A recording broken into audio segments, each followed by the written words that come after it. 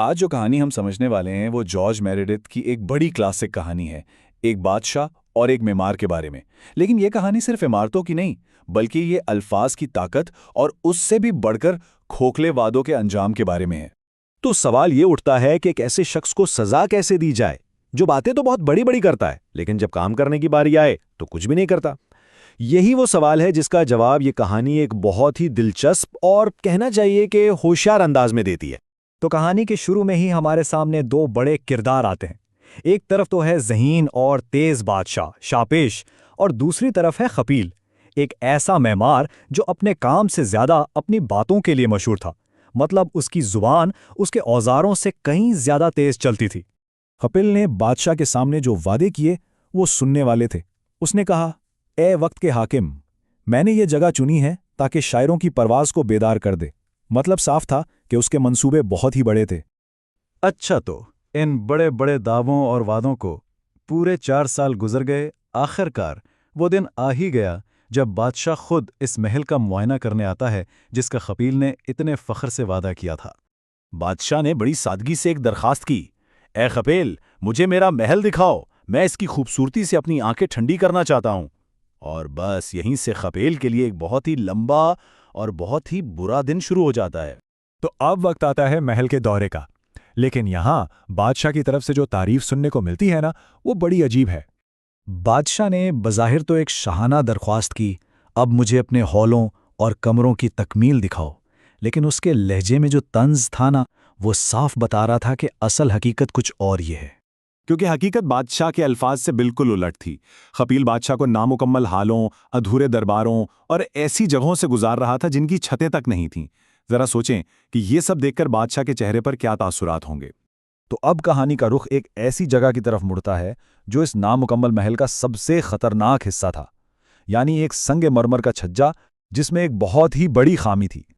یعنی سنگ مرمر کے خوبصورت چھجے پر ایک خلا تھا، اور کوئی چھوٹا موٹا نہیں بلکہ ایک گہرا خلا جو سیدھا گہرے پانی کے اوپر تھا۔ یہ خپیل کے نامکمل کام کی ایک واضح اور خطرناک نشانی تھی۔ اور یہاں آ کر خپیل اور بادشاہ کے بیچ بات کافی بگڑ جاتی ہے۔ خپیل ڈرتے ڈرتے کہتا ہے کہ حضور، یہ خلا بہت چوڑا ہے، لیکن بادشاہ بے نیازی سے حکم دیتا ہے، نہیں نہیں، سب کچھ بہترین ہے، آگے بڑھو۔ اور نتیجہ وہی ہوا جس کا ڈر تھا۔ خپیل ہچکچایا، اس کا پیر پھسلا اور وہ سیدھا پانی میں جا گرا۔ لیکن جب اسے باہر نکالا گیا تو بادشاہ نے غصہ کرنا تو دور، الٹا اس حادثے کی تعریف کر ڈالی اور اسے غسل کے لیے ایک بہترین انتظام قرار دیا۔ اگر کسی کو لگا کہ چھجے والا واقعہ عجیب تھا تو ٹھہریں، بادشاہ کی اگلی عزت افزائی تو اس سے بھی زیادہ خوفناک تھی۔ اب باری تھی عزت کی کرسی کی۔ ذرا اس منظر کو تصور میں لائیں۔ 25 محافظ کمانوں پر تیر چڑھائے بالکل تیار کھڑے ہیں اور ایک خالی جگہ کو گھیرے ہوئے ہیں، اور اس خالی جگہ کے بیچ میں کچھ بھی نہیں۔ وہاں ایک کرسی ہونی چاہیے تھی لیکن وہ تھی ہی نہیں۔ تو آخر یہ کس قسم کی عزت افزائی تھی؟ اصل میں بادشاہ کا اگلا حکم خپیل کے لیے سیدھا سیدھا موت کا پیغام تھا۔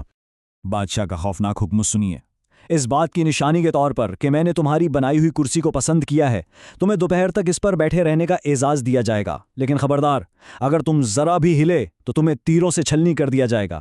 یعنی خپیل کو ایک ایسی کرسی پر بیٹھنے کا ڈرامہ کرنا تھا، چما تھی ہی نہیں، اور بالکل ساکت رہنا تھا، ورنہ موت یقینی۔ اچھا، تو اب کہانی اپنے آخری پڑاؤ پر پہنچتی ہے جو ہے محل کے باغات، اور یہاں بادشاہ کی سزائیں اور بھی واضح ہو جاتی ہیں اور وہ بڑھائے راز خپیل کی ناکامیوں سے جڑ جاتی ہیں۔ اور باغات کی حالت بھی آپ سمجھیں بالکل محل جیسی ہی خراب تھی۔ ہر طرف جنگلی گھاس اور بچھو بوٹی اگی ہوئی تھی، فوارے بالکل خشک پڑے تھے اور درختوں کی شاخیں بنجر تھیں۔